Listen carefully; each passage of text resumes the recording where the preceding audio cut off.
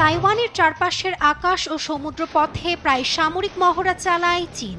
বহুদিন ধরেই তাইওয়ান দ্বীপ দখলের পরিকল্পনা বেইজিংয়ের। তবে এবার সেই স্বপ্নে নাক গলাতে চলেছে খোদ ট্রাম্প প্রশাসন। বৃহস্পতিবার মার্কিন পররাষ্ট্র দপ্তরের ওয়েবসাইট থেকে ওয়াশিংটন তাইওয়ানের স্বাধীনতাকে সমর্থন করে না লেখা বিবৃতিটি সরিয়ে নেওয়া হয়, যা তাইওয়ান চীন ইস্যুতে মার্কিন নীতির বড় পট পরিবর্তনের সূচনা হিসেবে দেখছে বিশ্বমহল। পাশাপাশি একই দিন আন্তর্জাতিক সংস্থাগুলোতে তাইওয়ানের অন্তর্ভুক্তি প্রসঙ্গে আগের ভাষারও পরিবর্তন করা হয়। বলা হয়, ক্ষেত্র বিশেষে আন্তর্জাতিক সংস্থাগুলোতে তাইওয়ানের সদস্যপদকে সমর্থন করবে যুক্তরাষ্ট্র। বৃহস্পতিবার হালনাগাদ হওয়া তথ্যে তাইওয়ানের রাষ্ট্র হওয়ার শর্ত নেই এই বাক্যাংশ বাদ দেওয়া হয়েছে। পরিবর্তে নতুন ভাষ্যে বলা হয়েছে, বল প্রয়োগ না করে চীনের সঙ্গে তাইওয়ানের বিরোধ গ্রহণযোগ্য উপায়ে সমাধান করা।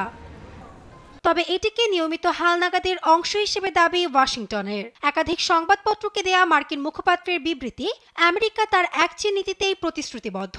তবে তাইওয়ানের স্বাধীনতার প্রশ্নে মার্কিন নীতির বাকবদলে ক্ষুব্ধ প্রতিক্রিয়া জানিয়েছে বেইজিং। চীনা পররাষ্ট্র মন্ত্রণালয়ের মুখপাত্র গুও জিয়াকুন যুক্তরাষ্ট্রের বিরুদ্ধে এক চীন নীতি লঙ্ঘনের অভিযোগ তোলেন। মার্কিন পররাষ্ট্র দপ্তরের যুক্তরাষ্ট্র তাইওয়ান সম্পর্কিত তথ্যপত্র সংশোধন, এক চীন নীতি ও চীন মার্কিন ৩ যৌথ ইস্তেহারকে গুরুতরভাবে লঙ্ঘন করেছে। সেই সঙ্গে এটি আন্তর্জাতিক আইন ও আন্তর্জাতিক সম্পর্কের মৌলিক নিয়মগুলোকেও গুরুতরভাবে লঙ্ঘন করেছে। এমনকি তাইওয়ানের স্বাধীনতা চাওয়া বিচ্ছিন্নতাবাদী শক্তির কাছে ভুল সংকেত পাঠিয়েছে। এদিকে মার্কিন পররাষ্ট্র দপ্তরের ওয়েবসাইটের পরিবর্তনকে স্বাগত জানিয়েছে তাইওয়ানের বাসিন্দারা। তবে অনেকেই চীনের সঙ্গে অর্থনৈতিক ও আন্তঃপ্রণালী সম্পর্কের উপর মনোযোগ দেওয়াকে আরও গুরুত্বপূর্ণ মনে করছেন। আমি মনে করি এটা খুবই ভালো, কারণ চীনের ক্রমাগত চাপের কারণে আন্তর্জাতিক সম্প্রদায়ের কাছে তাইওয়ানের মর্যাদা বেশ নিচু। যদি যুক্তরাষ্ট্র নেতৃত্ব দেয় তাহলে অন্যান্য দেশও তা অনুসরণ করতে পারে।